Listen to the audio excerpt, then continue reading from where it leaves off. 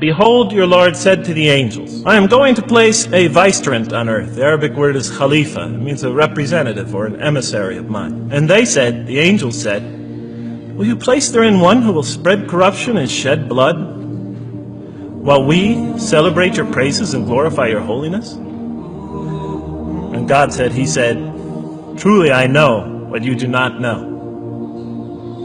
See, that's the verse that hooked me. That's the verse that caught my attention. That's the one that kept on making me read the story again and again and again. Because listen to the way it begins. Behold, your Lord said to the angels, I am going to place a representative of mine on earth, a vicegerent of mine, an emissary, one who acts on my behalf. I thought, that's not the way it goes. You're not supposed to be placing man on the earth in some positive role. You place man on earth as a punishment for his sin. Clearly, I knew the author didn't quite get the point. But still, it was an amazing line. But then I come to the next line, and it says, and the angels say, will you place therein one who will spread corruption and shed blood, while we celebrate your praises and glorify you? I looked at it again. I couldn't believe the question. I looked at that, and I said, exactly.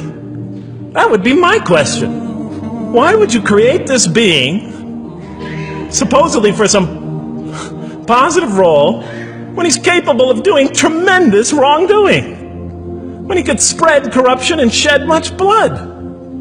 Why would you create this violent and pernicious creature when you could create angels? As the angels clearly say, well, we, the angels, celebrate your praises and glorify you. They're asking one of the most fundamental questions in the entire history of religion. Why create you, man, this utterly fallible creature, this creature who could rebel against God's will, who could do such tremendous wrongdoing, who could wreak havoc like no other creature on earth, when you can make them angels?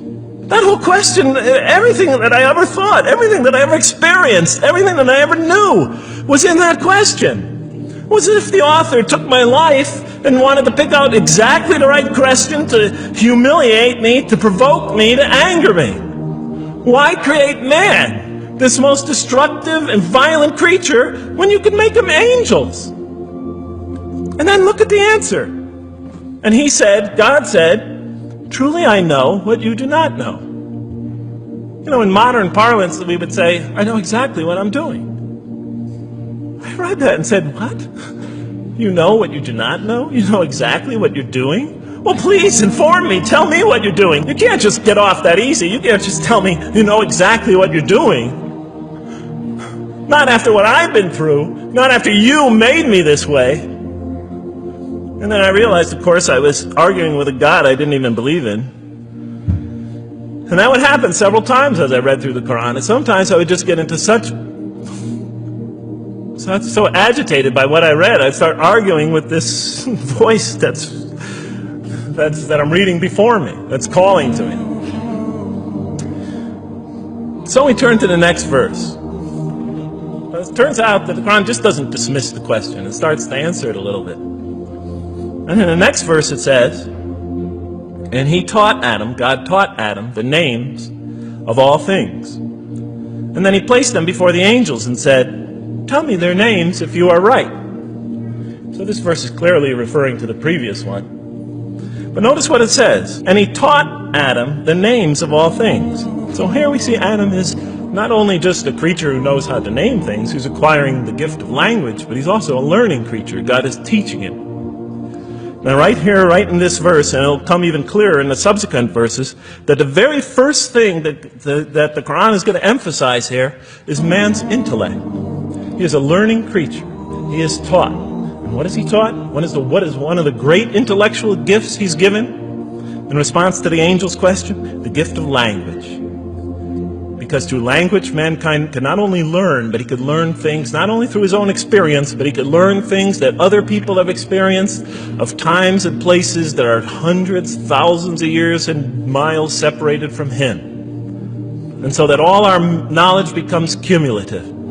Every generation learning from the generation before it. I'm learning today from authors I read from other sides of the world that may have existed 2,000 years ago. And so we all contribute to our collective learning and knowledge. And so what I'll see later in the Quran, And the Quran will emphasize this again and again and again. Like in one verse it says, read in the name of your Lord who created a man out of a tiny creature that clings. Read, it commands the reader. For your Lord is most bountiful. Why is he most bountiful? What great gift did he give you? For he taught man the use of the pen, and through it taught him what he otherwise could not know. And he taught Adam the names of all things. And then he placed them before the angels and said, tell me their names if you are right. Okay, you have this you have this natural question about this creation of mankind. Here, this mankind is this human being, this human creature is a learning creature. He has many intellectual gifts. Here, I'm going to place these things before you. Tell me their names if you are right about man. And what did the angel say? Glory to you. We have no knowledge except what you have taught us. In truth, it is you who are knowing, the wise. They say this task, this intellectual test that's put before them is beyond their grasp. And so in the next verse we read, and he said, oh Adam, tell them their names. And when he had told them their names, notice how it's just like it's nothing for him. For mankind, he has this phenomenal ability. And that's clearly the point of these verses. Even though I felt that the author didn't quite, it was as if I realized that he didn't misunderstand the story. He was taking one of the great stories in the history of humankind, one of the fundamental greatest stories in the history of mankind, and molding it and using it as a vehicle for an entirely original message. And God said, did I not tell you that I know what is unseen in the heavens and the earth? And I know what you reveal and what you conceal? In other words, didn't I tell you I know exactly what I'm doing? I looked at that. What question what did they reveal and what did they conceal? Why are you all looking at me like that? You're starting to scare me. You're all looking very serious. Am I losing you? Wow. Okay. So, they revealed the sinister and evil propensities of man. But what did their question conceal? And all you have to do is think about it for a minute. The human beings, yes, they could do evil. Yes, they could do wrong. Yes, they could create misery. But they could also do exactly the opposite. They could choose to do evil. They could choose to do tremendous good. They could choose to do tremendous violence. They could choose to show tremendous compassion. They could choose to live by falsehood. They could choose to live by the greatest truths. So we go on to the next verse. And behold, we said to the angels, bow down to Adam, and they bowed down. But not so Iblis. Iblis is like the father of Satan. He refused and was arrogant. He was of those who reject faith. An interesting statement. And notice why Iblis does not bow down. He refuses because he was arrogant. You know, we often hear what's the root of all evil? In the West, it's always money, greed, etc. Here the Quran says seems to be saying that the root of all evil is not always material wants. It's not always money, it's not always greed. At the heart of evil is arrogance.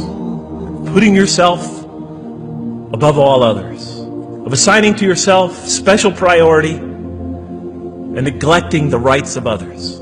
O Adam, dwell you and your spouse in the garden, and eat freely thereof what you wish. But come not near this tree, for you will be among wrongdoers. Then they make the mistake. But Satan caused them to slip and expelled them from the state in which they were. And we said, go all you down, some of you being enemies of others, will be adversaries of others. Some of you will be adversaries of each other, and on earth will be your dwelling place and provision for a time. Let's go back from where we started. First, mankind is being taught. We see he's an intellectual being. Then we show he's a moral being. Moral being means he's a being that's going to have to make choices. And then God gives him this choice. It's not a huge deal. It's not the gravest sin in the history of humanity by any means. It's minor by any standards. They make it, though.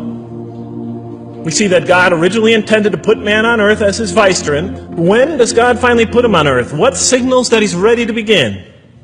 He makes his first independent choice. It's not the worst deed in the history of humanity. It's minor on anybody's scale. But it shows that mankind is ready to act on his own.